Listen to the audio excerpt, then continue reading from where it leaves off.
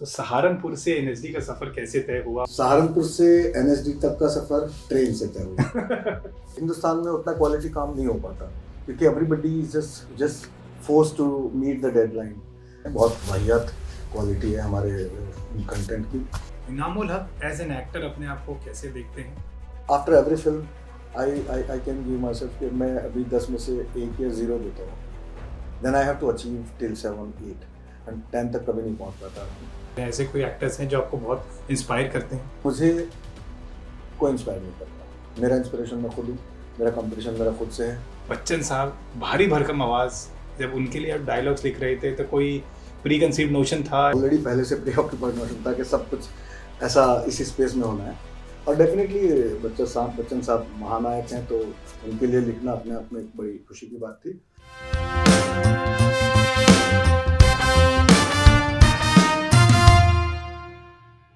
आंखों में पानी रखो, होठों पे चिंगारी रखो, जिंदा रहना है तो तरकीबें बहुत सारी रखो। राह के पत्थर से बढ़कर नहीं है मंजिलें, रास्ते आवाज दे रहे हैं, सफर जारी रखो। ये जरूरी है कि आंखों का भरम कायम रहे, ये जरूरी है कि आंखों का भरम कायम रहे। नींद रखो या ना रखो, ख्वाब मयारी रखो।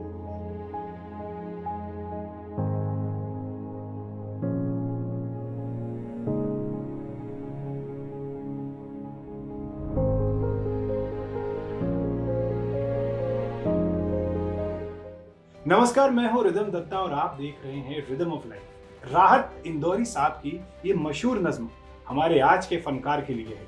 वो इसलिए क्योंकि वो एक हरफन मौला है और जीवन में अपनी कड़ी मेहनत और यकीन के बलबूते वो एक खास मकाम हासिल कर चुके हैं। वो हैं इनामुल हक साहब और वो हैं आज के हमारे खास मेहमान। भाईजान, आपका बहुत बहुत स्वागत है। बहुत बहुत शुक्रिया। और राहत साहब की लाइनों के साथ आपने जो मुझे थोड़ी सी बुलंदियाँ देने की कोशिश की है, उसके लिए स्पेशल शुक्रिया। और हमारे आज का जो एपिसोड का नाम है वो है हरफन मौला। तो हमने आपको ये इस हरफन मौला से नवाजा है, आप इसके बारे में क्या कहना चाहेंगे? मैं बिलीव करता हूँ कि एक ही फन एक टाइम पे काम करे तो बेहतर है। दुनिया में 2 तरह के लोग होते हैं, एक मल्टीटास्किंग और एक मल्टी टैलेंटेड। मैं मल्टी टैलेंटेड हूँ लेकिन मल्टीटास्किंग नहीं हूँ, क्योंकि मुझे लगता है कि जब आप बहुत सारे काम एक साथ कर रहे होते हैं तो आप अपना 100% सब में नहीं दे सकते। I prefer to do one thing at a time and that's why I am able to give 100%। So हूँ मैं हरफन मौला, लेकिन करता एक टाइम पे ही काम। सफर आपने एनएसडी से शुरू करा, लेकिन आप सहारनपुर से हैं। जी। तो सहारनपुर से एनएसडी का सफर कैसे तय हुआ और इसका अनुभव बताइए। जो आपने सहारनपुर का जिक्र किया, वहाँ पे मैं इंडियन पीपल्स थिएटर एसोसिएशन इक्टा से जुड़ा रहा। मेरे फादर इन लॉ थे सरदार अनवर साहब। पिछले साल कोविड उन्हें हमसे छीन ले गया और बीके डोभाल साहब थे, वो जनरल सेक्रेटरी थे। उनके साथ थिएटर करता था मैं इक्टा में। फिर एनएसडी के बारे में पता चला जब मैं ग्रेजुएशन के 2nd ईयर में था, और उसमें ये लिखा था एलिजिबिलिटीज वाले कॉलम में कि ग्रेजुएशन होना चाहिए और 10 नाटकों में काम करना चाहिए। जी।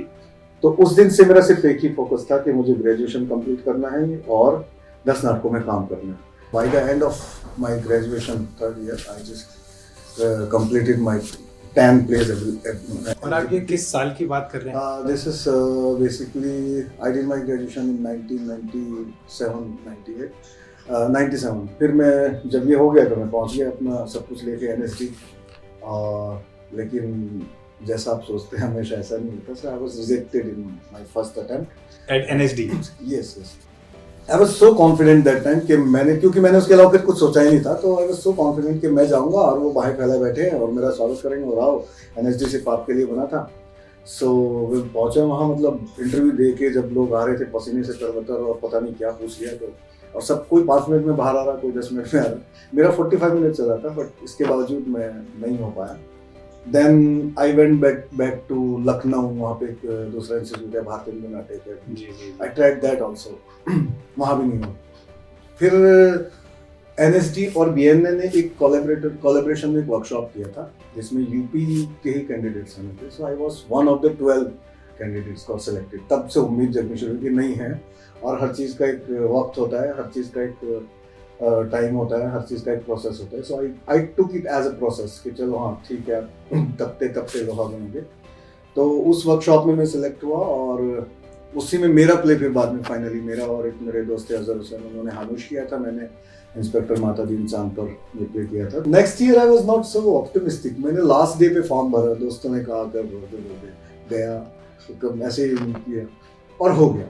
दैट डे आई रियलाइज कि जो होता है जिंदगी में बेहतरी के लिए होता है, क्योंकि अगर इस बीच पिछले साल मेरा बीएनए में हो जाता तो मेरा एनएसडी में कभी नहीं हो पाता। तो वो जो मायूसी छोटी सी आई थी कि मैं आई एम गुड फॉर नथिंग, वो गलत थी और मुझे ये समझने का मौका मिला कि सही टाइम पे सही चीज़ें होती हैं। तो आप एनएसडी पहुंच गए, अब आपके अंदर यकीन आ गया कि अब फेलियर्स के बाद मेरा ये सक्सेस का रूट शुरू हो गया है।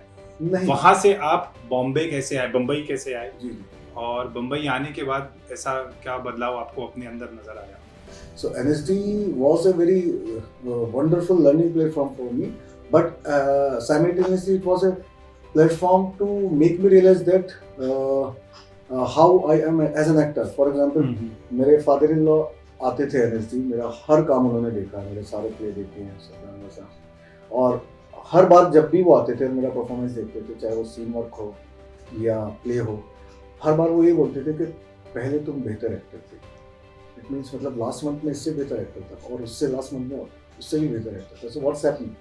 देन आई रियलाइज कि we get confuse in such kind of situation by so many theories. इधर स्टानिस्लॉवस्की सर पे चढ़ के बैठा है, इधर दोस्तोवस्की बैठा है, इधर नाट्य शास्त्र बैठा है, इधर दूसरी थियरीज इधर ये बता रहे। So you just I was a born actor. I was so natural before NSD, and after getting into NSD, I just started getting confused with so many theories. Then I stopped reading theories. Then by the end of 3 years or after passing out, NSD मुझे सीखने में 3 साल लगे और भुलाने में 5 साल लगे। बहुत सारे लोगों के साथ ये होता है कि हमने सीख लिया, चलो अब करते हैं। मैं कोशिश करता हूँ कि जो सीख लिया उसे भुला देते हैं, अब नया कुछ सीखते हैं, क्योंकि जब आप कॉन्शियसली भुलाना चाहते हो तो आप परमानेंटली कुछ भी डिलीट नहीं कर पाते। उसमें से जो भी आपका ज़रूरत का है, जो आपने सीखा, वो आपके सेफ फोल्डर में स्टोर हो जाता है और जब जब ज़रूरत होती है, आप कहीं अटकते हो तो वो फोल्डर से निकल के आता है, आपकी हेल्प करता है। और लेकिन मैं एनएसडी पास आउट होने के बाद 2 साल तक इसी में लगा रहा कि मुझे कम से कम 40-50 हज़ार रुपये इकट्ठे करने तो ही जा पाऊँगा ना, तभी तो वहाँ कुछ खर्चा करूँगा, रहूँगा, तभी कर पाऊँगा। बट तो 2 साल हो गए, 40 मतलब 400 रुपये भी सेविंग हो भाई मुश्किल से। फिर फाइनली जब नहीं हुए 40 हज़ार इकट्ठे, और तो त्यागराजन जी हमारे फोटोग्राफर थे एनएसडी के, अब मैं नाम ले पाता हूँ उस दुनिया में, नहीं पहले नाम नहीं ले पाता था। उनसे मैंने 500 रुपये उधार लिए। संदीप ने मेरा टिकट कराया, गुप्पी ने मेरा टिकट कराया, और संदीप ने बोला तू जब तक रहना है तू रह ले, और मैं आ गया। उसके बाद फिर हिस्ट्री। अब बम्बई आए और आपके हाथ में आ गया करमचंद और कॉमेडी सर्कस, और मेरे ख्याल से आपने एनएसडी अभिनय की दिशा में आपने अपने एनएसडी से पढ़ाई की थी, और यहाँ अगर आपको करनी पड़ी राइटिंग, तो इनाम भाई ये चॉइस थी या फिर जीवन का ऑब्लिगेशन था? पहले ऑब्लिगेशन था, फिर उसमें चॉइसेस थी। तो वो ऐसे हुआ कि I came here to become an actor. I just tried my, जो भी यहाँ पे स्ट्रगल बोलते हैं, later I realize that this is not the struggle, it's war, and war has only one rule, either you do or you die. तो struggle कह के हम कंफर्ट जोन में आ जाते थे। मैं उस कंफर्ट जोन में नहीं आना चाह रहा था। So I went back to my home town. I just took a break and just decided कि what can be done, because I was not able to afford that Mumbai lifestyle. आपको जाना है तो पैसे लगेंगे, मेरे पास जो 500 रुपये उधार लेके आया वो कितना कैसे सर्वाइव करेगा इस पर। Then I tried to figure out कि what is the second best in me. Then I decided कि हाँ, अभी जब तक के पैरों के नीचे की मिट्टी मजबूत नहीं हो जाती, तब तक अपन का यही फर्स्ट बेस्ट है। तो writing became my first best, और एक्टिंग की मैंने पोटली बांध के साइड में रख दी, और मैंने किसी को बताया भी नहीं जिन जिन कंपनीज में मैं जॉब किया कि मैं एक्टर हूँ। आप बिलीव नहीं करेंगे, मतलब मुझे स्पॉट बॉय भी आती, जब when I was in comedy circus, I used to do rehearsal with the actors, और उनको करके दिखाना पड़ जाता था कभी-कभी। So everybody was amazed, और आके स्पॉट बॉय भी बोलते थे, सर आप थोड़ी सी मेहनत करो ना, एक्टर बन सकते हो। तो मैं उसको थैंक यू बोल के स्माइल करके निकल जाता था। इवन बहुत सारे टीवी के एक्टर भी बोलते थे, मैं नाम नहीं लूँगा, कि इनाम भाई हमारे देखा देखी आपके सीख ही गए। अच्छा। तो ठीक है, मैं नाम नहीं लूँगा, लेकिन मैं चुपचाप अपना काम कर रहा था। Then finally when I started earning a lot in comedy circus, I quit. तब वो पोटली उठाने का टाइम आ गया, एक्टिंग की पोटली की, अभी पैरों के नीचे की मिट्टी सही हो गई है, मजबूत हो गई है ना, now I can stand, I can walk, I can run. जिस समय आप ये राइटिंग का काम कर रहे थे, इतना कंटेंट फ्रेंडली इंडस्ट्री नहीं थी जो बनस्पत आज जैसी है, तो वो आपको कैसे मोटिवेशन मिलता था? एक आप एनएसडी से हैं, तो आपने एक अच्छी तालीम हासिल करी है और फिर आपको आकर राइटिंग का काम करना है। तो सबका मोटिवेशन यही होता था, डेडलाइन, कि भैया एपिसोड जाना है और ख़त्म करना है। तो उतना, इसीलिए हिंदुस्तान में उतना क्वालिटी काम नहीं हो पाता, क्योंकि everybody is just force to meet the deadline. और जब डेडलाइन इतनी शॉर्ट होती है कि परसों एपिसोड जाना है, तब आप फिर कुछ नहीं सोचते, फिर आप डेडलाइन सोचते हो। और वही क्वालिटी रहती है काम की, जो कि है हमारे देश में, मुझे कहने में कोई शक नहीं है। बहुत वाहियात क्वालिटी है हमारे कंटेंट की, है तो है, और इसमें मुझे कोई कुछ बहुत अच्छा भी काम होता है जहाँ डेडलाइन नहीं होती, तरीके से सोच समझ के होता है काम। और आज के जो दौर की फिल्में बन रही है इंडियन फिल्म इंडस्ट्री में, उसमें आपको लगता है कंटेंट बेटर हो गया? और चीज़ें सुधर रही हैं, because we are cinema literate now and thanks to torrent. It was back in 2000-2001 when we just came across about this torrent thing and we started downloading a lot of films and we saw, oh अच्छा, film में हर कहानी अलग होती है। हमको तो पिछले 50 साल से 30 साल से एक ही कहानी सुनाई जा रही है। वो कहानी क्या है मैं बताता हूँ कि एक हीरो है, एक हीरोइन है, हीरो को हीरोइन से प्यार हो गया है, उसके बीच में विलन नाम की ऑब्स्टिकल है, उसको ऑब्स्टिकल को ख़त्म करके हीरोइन को अचीव करना है। ये कहानी हमने 50 साल तक देखी है। थैंक्स टू टॉरेंट हमें उसने ये बताया कि नहीं, कहानी ये नहीं होती, कहानियाँ एक किताब के पन्नों की तरह होती हैं जिसमें हर पन्ने पे कुछ अलग रहता है। तो टॉरेंट ने बहुत भला किया हमारे देश की फिल्म इंडस्ट्री का। उनसे डाउनलोड करके हम लोग सिनेमा लिटरेट बने, हमको माजिद मजीदी के बारे में पता चला, हमको कोरियन सिनेमा का पता चला, हमको यूरोपियन सिनेमा, हमको वर्ल्ड सिनेमा का पता चला।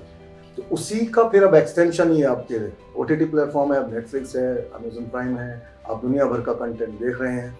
अब आप बेवकूफ़ नहीं बना सकते, पहले आपने बना लिया तो ठीक है, देर आए दुरुस्त आए। बट आपके सवाल का जवाब ये है कि हाँ, अब हम बैटरी स्पेस में हैं, बट अभी भी मतलब नहीं पहुँचे जहाँ पहुँचना है। अभी भी उतनी इज्जत नहीं है बाहर इंटरनेशनल प्लेटफॉर्म पे हमारे सिनेमा को। मैं अपने व्यूअर्स को ये बात की जानकारी देना चाहता हूँ जिनके पास ये इन्फॉर्मेशन नहीं है कि बुढ़ा होगा तेरा बाप के डायलॉग्स भी हमारे इनाम भाई ने लिखे हैं। तो भाईजान, मेरा सवाल आपसे ये है कि बच्चन साहब भारी भरकम आवाज़, जब उनके लिए आप डायलॉग्स लिख रहे थे तो कोई प्री कंसीव नोशन था या कुछ सोचा था कि बस अपने स्टाइल ऑफ राइटिंग करी वहाँ भी? उसके डायरेक्टर जो थे पुरी जगन्नाथ थे साउथ के, तो उनका ऑलरेडी पहले से प्री ऑक्यूपाइड नोशन था कि सब कुछ ऐसा इसी स्पेस में होना है। और डेफिनेटली बच्चन साहब महानायक हैं, तो उनके लिए लिखना अपने आप में एक बड़ी खुशी की बात थी। तो और उसमें हमने यूज़ भी किए थे उनके पुराने स्टाइल को, जैसे जी मैं जहाँ पे खड़ा हो जाता हूँ, लाइन में से शुरू होती है, समथिंग लाइक दैट। तो बहुत इंटरेस्टिंग डायलॉग थे। गाली दिया मैं? कौन सी गाली? बीप की बीप? जब भी मेरा मन गाली देने को करता है तो मैं बीप बोलता हूँ। इससे दो चीज होता है, एक तो मेरा जवान साहब रहता है और दूसरा सामने वाले की इज्जत का बीप लग जाता है। अगली बात करते हैं फिल्मिस्तान की, जो एक नेशनल अवार्ड विनिंग फिल्म थी, आपके लिए भी मील का पत्थर साबित हुई। उस फिल्म से जुड़ी कुछ यादें बताएं, और उसके बाद तो चीज़ें बदल गई होंगी। Definitely, Badli, that film is very special to my heart and it will always remain the same. और उसी ने मुझे एक काइंड ऑफ लाइमलाइट, हालांकि लाइमलाइट से मैं रिलेट नहीं कर पाता, मतलब एक जगह बनाने के लिए एक स्पेस दिया यहाँ पे बॉलीवुड में। तो बहुत अच्छा एक्सपीरियंस रहा वो फिल्म करने का। हमारे पास लिमिटेड रिसोर्स थे और बहुत सारा कुछ था नहीं, फंड्स भी कम थे, लेकिन एक चीज़ थी, दो चीज़ें थी जो फिल्म बनाने के लिए होनी चाहिए, बहुत ज़रूरी, apart from technical aspects. First is a good script and second is a good team with the right जुनून। वो फिल्म बनने के बाद 2 साल तक रिलीज़ के लिए मतलब मुँह देखती रही कि कोई रिलीज़ करे इसको। इन द मीन टाइम वो फेस्टिवल्स में जा रही थी, अवार्ड मिल रहे थे, कहीं बेस्ट फिल्म का। हम लोग इधर, मतलब मैं टीवी छोड़ चुका था, फिर फाइनली वापस जब कुछ हो नहीं रहा था, फिल्म रिलीज नहीं थी, वापस से टीवी के लिए लिखने लगा था और इंतज़ार था कि कब ये फिल्म रिलीज़ होगी, कब हमारी जिंदगियाँ बदलेंगी। तो सब जगह से मना हो रहा था कि कोई रिलीज नहीं, क्योंकि रीज़न ये था कि इन 2 लड़कों को कौन देखेगा, they are not star, they are not Kapoor, they are not Khan, they are not nobody. और साथ में ये भी थॉट चलता था, but this is a good film. तो ये चीज़ 2 साल तक चलती रही कि हम लोग इधर मतलब अपने अपने काम। कभी ये खबर आती थी कि स्टटगर्ट में उसको ऑडियंस चॉइस अवार्ड मिल गया, तो एक और जोश आता था, या कहीं टोटल मिला के उससे 27 अवार्ड मिले, इंक्लूडिंग नेशनल अवार्ड। और फाइनली जो 2 स्टेटमेंट थे कि इन दोनों बेवकूफ़ों को देखने कौन आएगा, या दूसरा स्टेटमेंट जो था फिल्म बहुत अच्छी है, तो फिल्म बहुत अच्छी है वाला स्टेटमेंट जीता। यूट्यूब ने फिल्म रिलीज करी। फिल्मिस्तान के बाद लोगों को इस बात का भी इल्म हो गया कि रियलिस्ट एक्टिंग और इमोशंस को कैद करना इनामुल हक को बहुत अच्छे से आता है। तो क्या आप इसका श्रेय इस जब फिल्म रिलीज हुई, लोकप्रियता मिली, एनएसडी को भी देना चाहेंगे, या जो जर्नी आपने इस शहर में तय करी उसको मिलना चाहिए? एक एक्टर का बेसिकली ट्रेनिंग का कोई एक स्पेस नहीं होता, वो पूरी जिंदगी उसकी ट्रेनिंग होती है और वो हर चीज़ से सीखता है। और कुछ लोग मेथोडोलॉजी जो प्री एग्जिस्टिंग मेथोडोलॉजीज हैं उनको एग्जीक्यूट करते हैं अपने ऊपर, कुछ लोग अपनी बनाते हैं। मैंने डेफिनेटली एनएसडी से जो मैंने सीखा, जैसे मैंने पहले बताया कि उसमें से कुछ ना कुछ सबकॉन्शियस से निकल के आता है और जब मैं अटकता हूँ मुझे बचा ले जाता है। लेकिन of late I have created my own methodology to understand और to build the characters whatever I have done so far. जो नए एक्टर्स आजकल आ रहे हैं, आप उनके स्टाइल ऑफ एक्टिंग और टेक्निक्स को के बारे में क्या कहना चाहेंगे, और क्या स्टाइल ऑफ एक्टिंग और टेक्निक्स होनी चाहिए? The rule is you should be justifying the script and the demand of the जो की दुनिया है, वो स्क्रिप्ट एक दुनिया होती है, उसकी क्या डिमांड है, उसमें आपको कैसे करके उसे अचीव करना है, कैसे करके उसको बिलीवेबल बनाना है। तो फिर सबका अपना अपना प्रोसेस है, सबका अपना स्टाइल है, सबका अपना, तो ऐसा कोई फिक्स पैटर्न नहीं है और फिक्स कोई हो भी नहीं सकता। सोशल मीडिया के बाद आपको क्या लगता है कि एक्टिंग्स में और एक्टर्स में क्या बदलाव आया है? अब ज़्यादा आसान नहीं हो गया कि एक एक्टर के लिए, because due to social media? I was away from social media for 1.5 year और मेरे एक्टर होने पर उससे कुछ फ़र्क नहीं पड़ा। ना मुझे काम मिलना बंद हुआ, ना मुझे तारीफ़ें मिलनी बंद हुई, और ना मुझे, और मैं वापस भी आ गया सोशल मीडिया पे। ऐसा भी नहीं है कि उससे मुझे फिर बहुत सारे ऑफर्स की बाढ़ आ गई। ये एक अपना स्पेस, अलग स्पेस है जिसको लोग एंजॉय कर रहे हैं, और बहुत सारे मिलियंस में भी किसी के फॉलोवर हैं और बहुत एंजॉय कर रहे हैं और नाम कमा रहे हैं, पैसा कमा रहे हैं। मुझे भी बहुत लोग बोलते हैं कि why don't you earn money from social media. तो मैं जब, मतलब मेरा माइंडसेट नहीं है just to earn money in the name of my passion, that is my craft, my creativity. उसको मैं बेच नहीं सकता। तो मैं उनको बुरा नहीं कहता जो ऐसा कर पा रहे हैं, बहुत अच्छी बात है। मुझे कभी कभी लगता है काश मैं भी कर पाता, लेकिन मैं नहीं हूँ उस मिट्टी का बना। हर आदमी का अपना थॉट प्रोसेस होता है, मेरा ये अपना थॉट प्रोसेस है। जी, एक बार परेश रावल साहब ने एक बात बोली थी कि एक एक्टर के लिए 24 घंटे भी कम होते हैं। आप इस बात से कितना वाकिफ रखते हैं? क्योंकि एक एक्टर को एक्टिंग करनी है, एक्सरसाइज करनी है, रीडिंग करनी है, क्या सिनेमा चल रहा है ये देखना है, और योगा करनी है, और करंट अफेयर्स के बारे में भी जानना है, ताकि वो अपने अभिनय में इन चीज़ों को ढाल सके। Definitely acting is a constant learning process. तो ऐसा ज़रूरी नहीं कि आप स्टेज पे कोई रिहर्स कर रहे हैं या कुछ और प्रैक्टिस कर रहे हैं, हारमोनियम बजा रहे हैं, और ऐसा नहीं। आप एक सड़क पे खामोशी से खड़े हुए लोगों को जाते हुए देख रहे हैं, वो भी एक एक्टर की ट्रेनिंग है। आप किसी नए आदमी से बात कर, मैं इस वक्त आपसे बात कर रहा हूँ, ये मेरी ट्रेनिंग हो रही है। एक एंकर कैसे बिहेव करता है मैं सीख रहा हूँ। तो acting is just a constant practice, और अनफॉर्चुनेटली लोग उसको प्रैक्टिस से एलिनेट करके बैठे हैं। और जो आपकी जो बात है मेहनत करने की, आप किससे पूछो तो बहुत सारे नौजवान हमारे बॉडी बनाते हैं, मैं 2 घंटे एक्टिंग पे मेहनत कर रहा हूँ। क्या कर रहा है? तो जिम करता हूँ। तो तू बॉडी पे कर रहा भाई, एक्टिंग पे कहाँ कर रहा है? तो मैं हमेशा से ये कोट करता हूँ, आपके माध्यम से भी करूँगा, क्योंकि ये जब आपने बोला कि आने वाले नए एक्टरों को क्या कहना चाहते हैं, तो जितने भी ER वाले प्रोफेशन जैसे डॉक्टर, एक्टर, लॉयर, ER वो आपके ख़त्म होते हैं। You ask a doctor what are you doing, he says I'm practicing in Sir Gangaram Hospital. You ask a lawyer what are you doing, he says I'm practicing in Patiala House Court. You ask an actor what are you doing, he says I'm doing 3 films, 2 series. So the difference between actor and these professions is actor says I'm doing and he says I'm practicing. The day actor will start saying I'm practicing 2 films, 1 serial, 1 web series, then they will understand the value of practice. मैंने अक्सर auditions में ये देखा है कि जब actors का एक इंट्रोडक्शन होता है अब उनके एक्ट करने के बाद, तो वो अपने इंट्रोडक्शन में एक चीज़ को बहुत महत्व देते हैं कि मैंने थिएटर करा है, मैंने शॉर्ट फिल्म्स बनाई है।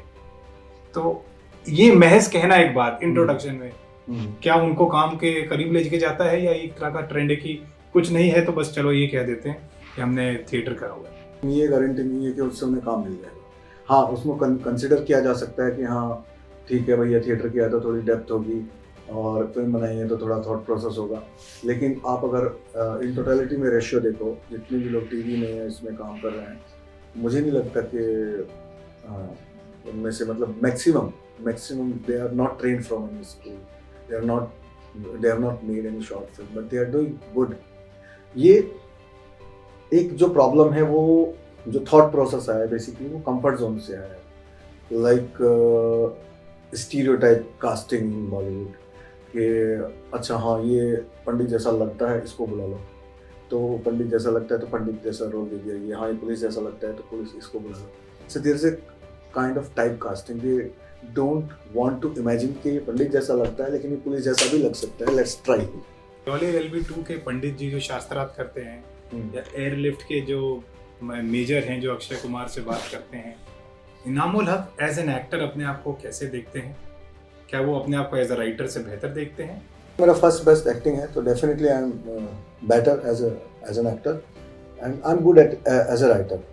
And if you ask me to give the number, so every time I after every film I can give myself कि मैं अभी 10 में से 1 या 0 देता हूँ अपने आप को। Then I have to achieve till 7, 8 and 10 तक कभी नहीं पहुँच पाता आदमी। तो मैं कोशिश करता हूँ हर फिल्म के बाद मैं वापस 0 पे आ जाता हूँ, 1 पे आ जाता हूँ, कोशिश करता हूँ वहीं से शुरू करूँ ताकि थोड़ा अचीव करूँ और बेटर करूँ। हमारे देश में बहुत कमी है स्क्रिप्ट राइटर्स की। उसका रीज़न, अच्छा स्क्रिप्ट की कमी नहीं है, फिल्मों की कमी नहीं है, हर दूसरा तीसरा आदमी राइटर यहाँ झोले में एक कहानी लेके घूम रहा है और वो कमाल की कहानी है। I tell you mind blowing stories they are carrying in their bags everywhere. But story होना एक आर्ट है, मेरे अंदर एक स्टोरी आई, वो मेरे अंदर का आर्ट है, उसको स्क्रिप्ट में कन्वर्ट करना एक क्राफ्ट है। हमारे यहाँ उस क्राफ्ट की बहुत ज़बरदस्त कमी है। ना ऐसे कोई इंस्टीट्यूट है, ना कोई बैठ के सिखाता है, ना सीखने की कोशिश करते हैं। उनको लगता है अरे कमाल की कहानी है, let's make a film. Screen play जो शब्द आया है वो उसका मतलब यही है कि जो कहानी है वो स्क्रीन पे कैसे प्ले होगी उसको समझें, उसको तो क्रैक करें। महारानी 2 का सीजन आने वाला है, क्या हम आपको उसमें देखने वाले हैं और कैसा होने वाला है ये सीजन? डेफिनेटली महारानी सीजन 2 बहुत अच्छा होने वाला है और मैंने उसकी स्क्रिप्ट पढ़ी है, पहले से बेहतर है। बट अनफॉर्चुनेटली मैं उसका पार्ट नहीं हूँ इस बार और मैं नहीं कर रहा हूँ, और लेकिन I wish all the best to the entire team. जो करंट लॉट ऑफ एक्टर्स हैं जो इतना अच्छा काम कर रहे हैं, ऐसे कोई एक्टर्स हैं जो आपको बहुत इंस्पायर करते हैं? ऐसे कोई 2 एक्टर्स आपको करंट लॉट ऑफ जनरेशन में से? बहुत अच्छा काम हो रहा है एक्टिंग में, ऐसा नहीं है, लेकिन मुझे कोई इंस्पायर नहीं करता। मेरा इंस्पिरेशन मैं खुद हूँ, मेरा कंपटीशन मेरा खुद से है। मुझे बहुत सारे लोग बोलते हैं तू बेवकूफ़ है, इतना काम मना करता है, तू ये बन जाता, नाम लेके बोलते हैं। मैं बोलते मैं ये थोड़ा बनने आया, मैं बनने आया, जो मैं हूँ वो मैं मेरे तरीके से अपने तरीके से अचीव करना चाहता हूँ। लॉकडाउन के बाद ये खासकर बहुत खबरें बनी है कि एंजाइटी, डिप्रेशन खासकर यंगस्टर्स में, एक्टर्स में ज़्यादा देखा गया है। तो आप इस बारे में क्या कहना चाहेंगे? क्या इसका कोई मंत्र है इससे बचने का? एक्टर ही नहीं, मतलब कोविड ने पूरी दुनिया में हर प्रोफेशन को, हर इंसान को इफेक्ट किया है, चाहे वो बट लाइमलाइट में एक्टर्स ही आते हैं। अनफॉर्चुनेटली एक बहुत बड़ा एक और बहुत कड़वी सच्चाई सामने आई है कि एसेंशियल लिस्ट में हम 100वें नंबर पे थे, और जब लोग घरों के अंदर बैठे हुए कुछ करने के लिए नहीं था तो हम एक्टर कौम ही उनको एंटरटेन कर रहे थे। So this is the irony कि हम एसेंशियल लिस्ट में 100वें नंबर पे हैं, सबसे लास्ट में है, और हम उनके काम आने वाले सबसे पहले हैं क्योंकि उनके पास करने को कुछ नहीं, तो वो एक्टर्स को देख के कंटेंट देख रहे हैं। तो ये बड़ा अनफॉर्चुनेट था। रही बात मेंटल हेल्थ की, डेफिनेटली इट वाज, मतलब after lockdown it came out very rapidly. I was also in that space, मैं खुद उसका शिकार हुआ, और कोई नहीं बचा। मतलब अभी जो पोस्ट कोविड सिनेरियो है, आने वाले टाइम में भी ये बहुत नेग्लेक्टेड सब्जेक्ट है, इस पर कोई ध्यान नहीं दे रहा है। मेंटल हेल्थ पे बहुत इफेक्ट हुआ है लोगों की। People are in depression, people are, and everybody in life, everybody got depression. कई बार इंटेंसिटी कम होती है, कई बार इंटेंसिटी ज़्यादा होती है, तो सबको थी, मुझे भी थी। हम लोग जो भी हैं यहाँ पे, मतलब डेली वेजेस में भी नहीं आते कम से कम, कि बहुत सारे एक्टर हैं पर डे बेसिस पे काम करते हैं। अब सरकारों ने एक योजना निकाली कि ये जो मजदूर हैं इनको ये पैसा मिलेगा, नहीं, बेचारे इधर रहते हैं, कितना भरा पड़ा, लोग अपना घर छोड़ के चले गए, सामान किसी के यहाँ रख दिया, और बहुत लोग अभी तक आ भी नहीं पाए वापस, बहुत सारों के सपने भी टूट गए।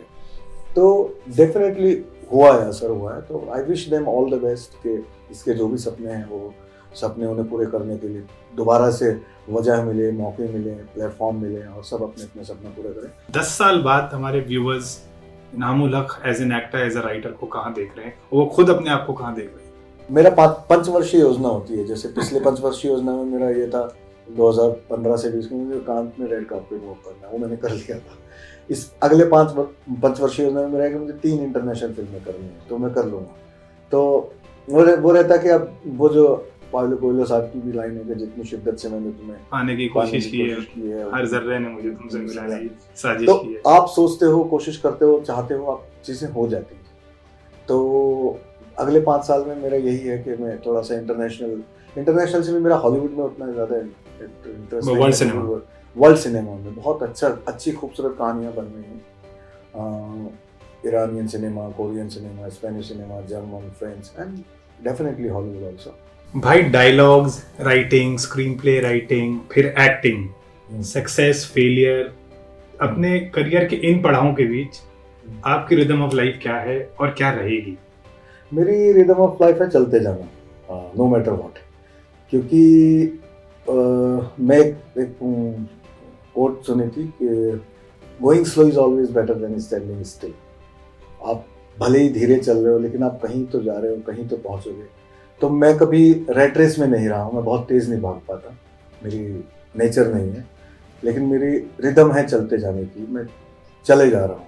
तो ये थे हमारे साथ हरफन मौला फनकार इनामुल हक, जिन्होंने दिल खोल कर बातें की और इस बात पर जोर दिया कि आप अपने जीवन में कोशिश ही है जो सबसे बेस्ट कर सकते हैं, बाकी आप कुछ नहीं कर सकते, इसलिए कोशिश करना मत भूलिए। और इनामुल भाई की बात से ही हमारे पीके बाबा की भी एक खास बात याद आ गई, जो अक्सर कहते हैं कि इंसान अद्भुत से अद्भुत करिश्मा कर सकता है, शर्त सिर्फ यही है कि वो काम बड़े लगन के साथ करता रहे। तो आप अपनी लगन को जारी रखिए, अपनी कोशिशों को जारी रखिए। मिलते हैं हम अगले एपिसोड में, तब तक अपना ध्यान रखिए और हमारे इस चैनल को जरूर सब्सक्राइब करिए। सहर्ष कुमार शुक्ला को अपना पहला ब्रेक कब और कैसे मिला? पहला ब्रेक मुझे मिला था जब मैं FTI में ही पढ़ रहा था। मुझे लगता है सेकेंड ईयर लग गया था मेरा। कैंपस में मैं भी घूम रहा था इधर उधर। उस वक्त शायद नॉकआउट फिल्म के ऑडिशन चल रहे थे पूना में, नॉकआउट। तो नॉकआउट फिल्म की जो कास्टिंग टीम थी वो पूना में ही उस वक्त टहल रही थी। अभिषेक बनर्जी, ये वो वहीं पे थे, अभिषेक बनर्जी भाई।